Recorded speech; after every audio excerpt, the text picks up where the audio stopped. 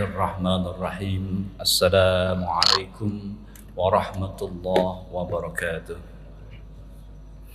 Alhamdulillahi li wahibil atiyah, wassalatu ala khairil bariyah, wa ala alihi dhawin nufusil zakiyah.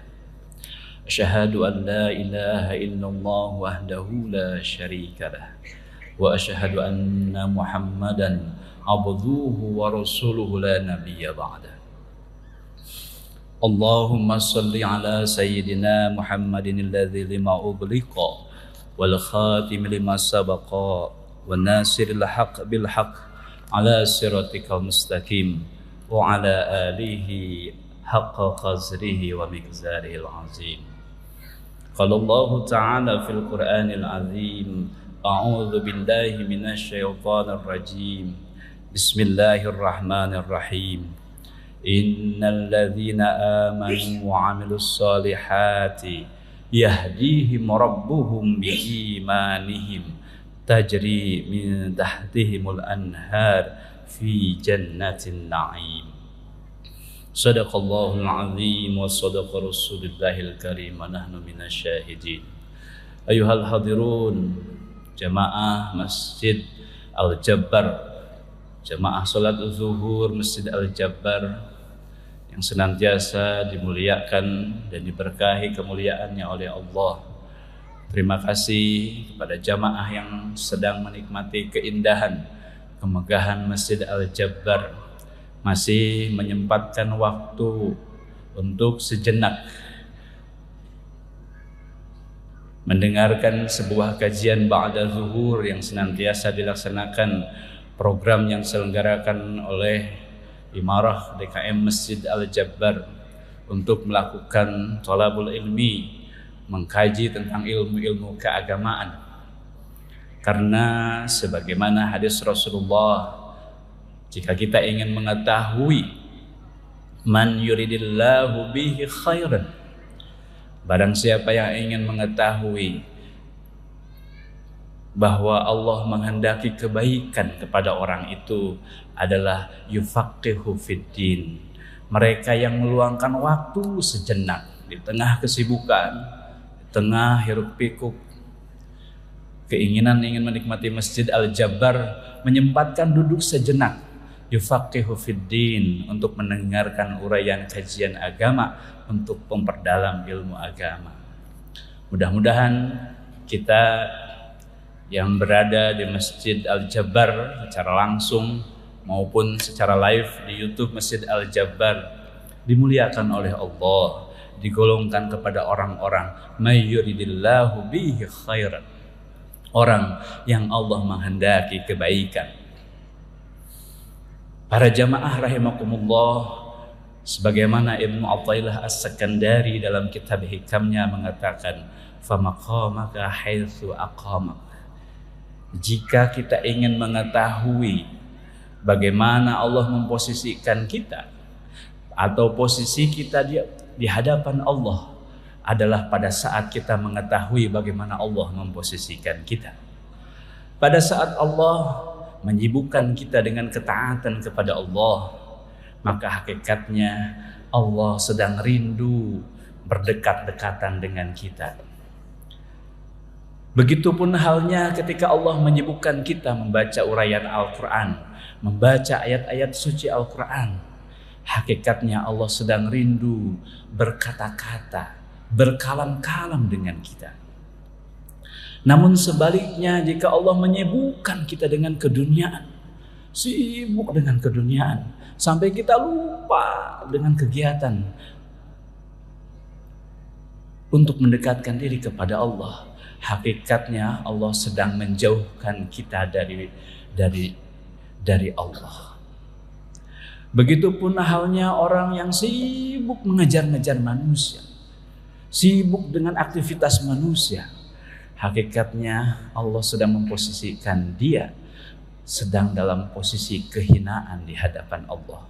Tetapi ada juga orang yang sibuk berdoa kepada Allah, mendekatkan diri kepada Allah, meminta kepada Allah. Hakikatnya orang itu Allah sedang menghendaki pada dirinya dia akan dikabulkan doa-doanya. Sudah dekat pada doa-doa yang dia harapkan. Pamaqamaka haitsu aqamak kama qala Ibnu Athaillah As-Sakandari rahimakumullah. Jamaah rahimakumullah. Di beberapa minggu yang lalu kita sudah berdiskusi di bulan Muharram ini. Bulan yang Allah sucikan di antara 4 bulan yang Allah. Di antara 4 bulan itu 3 di antara aja bersambung, Zulqa'dah, Zulhijjah, Muharram, dan 1 yang terpisah yaitu bulan Rajab. Di bulan Muharram ini bagaimana semua aktivitas kita dilipat gandakan oleh Allah. Semua aktivitas kita Allah lipat-lipatkan. Tetapi sebaliknya dosa yang kita lakukan juga Allah lipat-lipatkan. Sehingga bulan ini diistimewakan. Gak usah ditanya hari apa, tanggal berapa. 1 bulan Muharram ini adalah 1 bulan yang dimuliakan oleh Allah.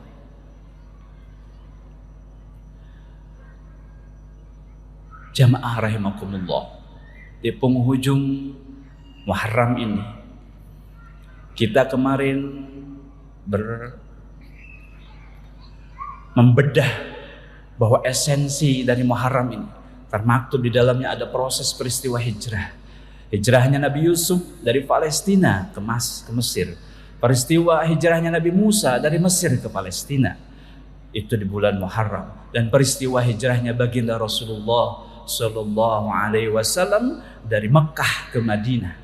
Kemarin kita mempelajari bagaimana nilai-nilai yang termaktub di dalamnya. Ada hijratul insaniyah, ada hijratul tarahimiyah, ada hijrah as-saqafaniyah atau hijrah saqafah, hijrah peradaban, hijrah kemanusiaan, dan hijrah ketuhanan.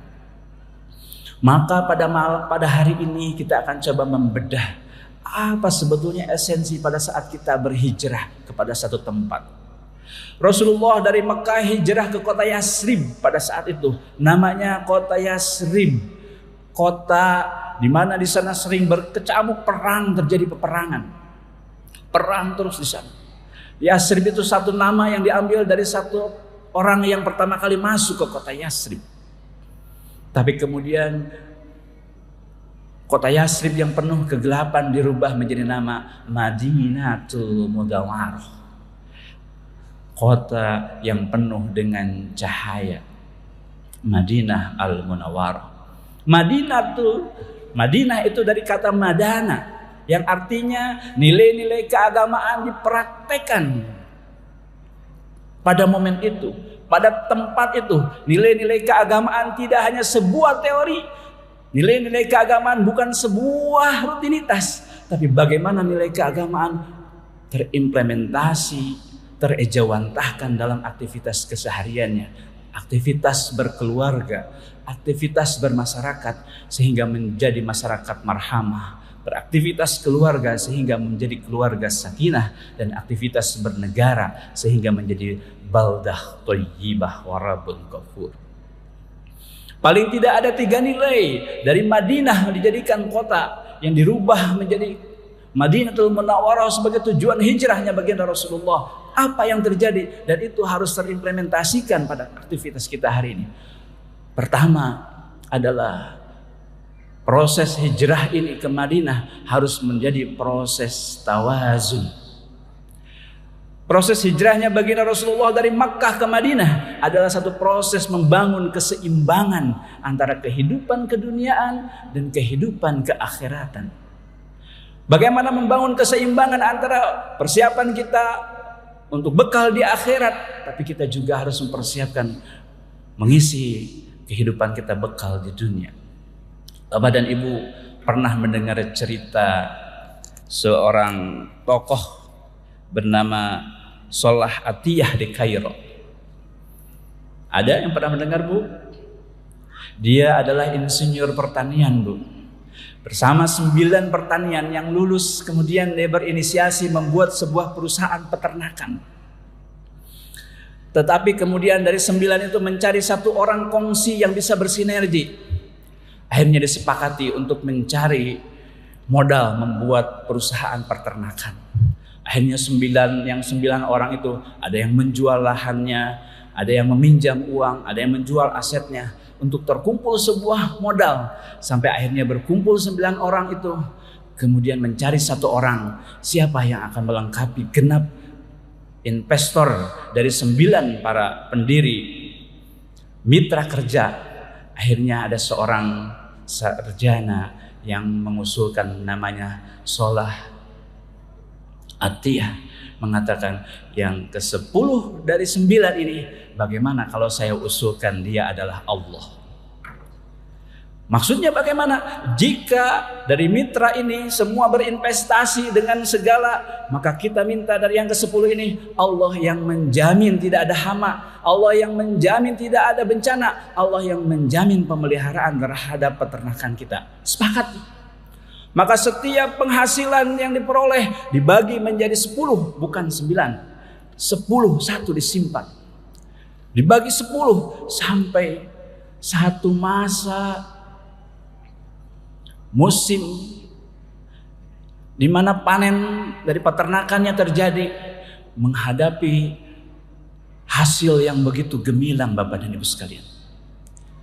Karena gemilangnya luar biasa, maka mitra yang ke-10 itu yang awalnya dibagi ditambah lagi menjadi 20%, bukan 10 lagi, ditambah menjadi 30%, bahkan menjadi 50%. Tetapi bagaimana tuh yang 10 itu caranya? Karena yang 10 ini sudah Allah menghadirkan dalam setiap aktivitasnya. Ada peran Allah dalam kehadirannya.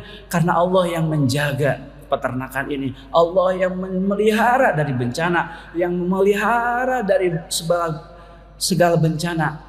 Maka disisihkanlah 50% itu. Untuk apa? Menyelesaikan semua persoalan kemiskinan yang ada di kampung itu. Peristiwa ini di kampung Kairo, Bapak dan Ibu, yang jauh dari kotanya. Sampai akhirnya dipastikan di kampung itu tidak ada yang miskin lagi, karena semuanya terselesaikan.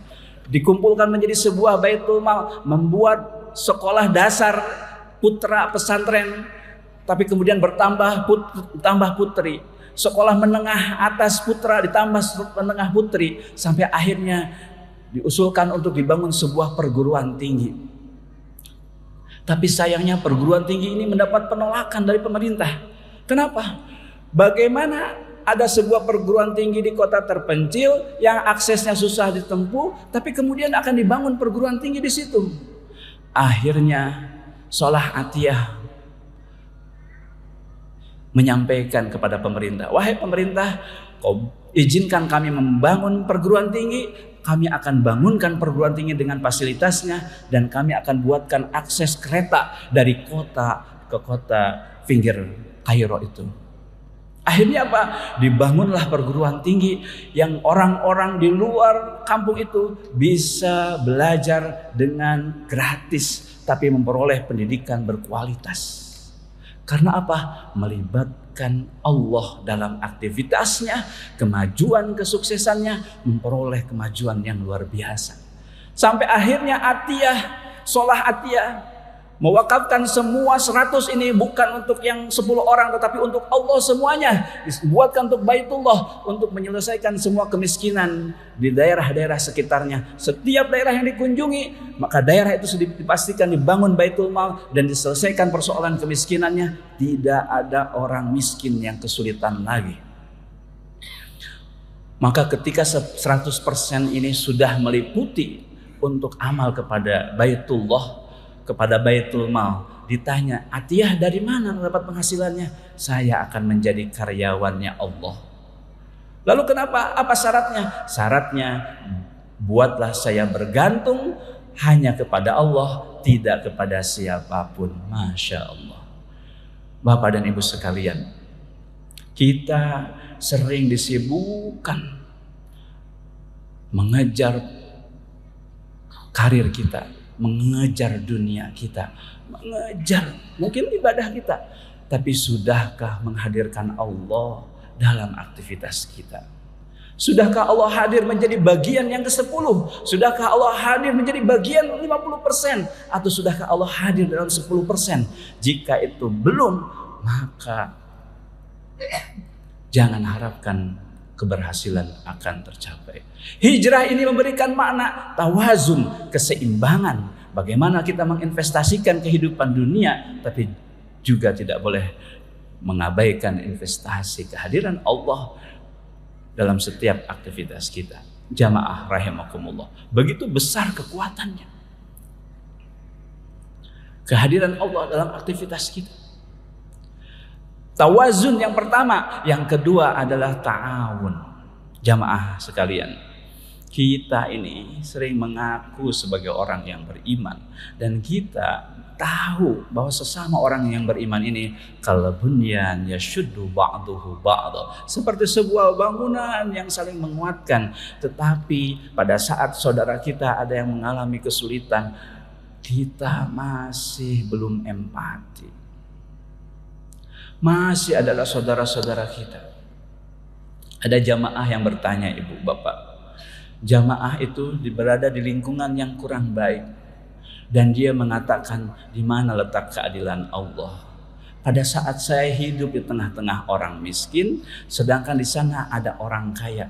Kenapa anak-anak yang di sana lahir di kelompok orang yang kaya?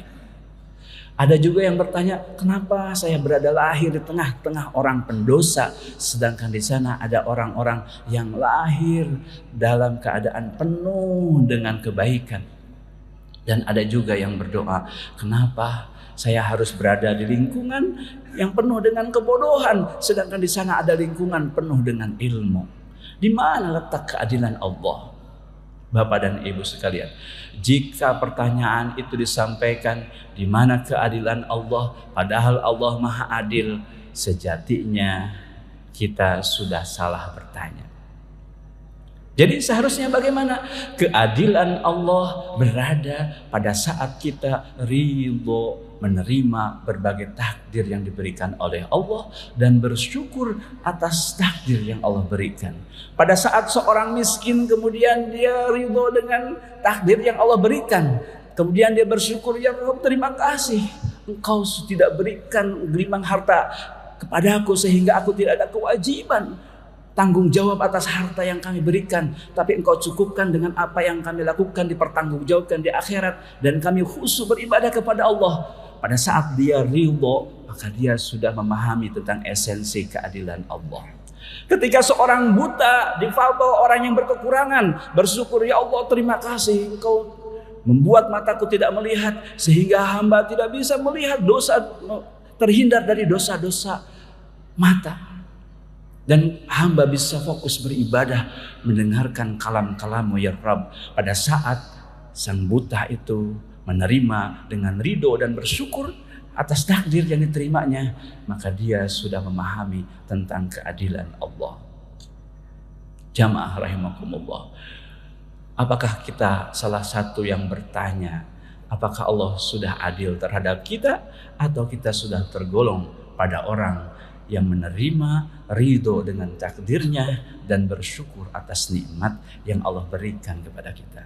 Jamaah rahimakumullah, pada saat keriduan, rasa syukur kita sudah terpenuhi, maka semua yang akan terisi adalah melihat saudara-saudara di luar kita adalah saudara yang harus kita jaga, saudara yang harus kita bantu, saudara yang harus kita bangun, sehingga terbangun sebuah masyarakat yang marhamah karena ta'awun.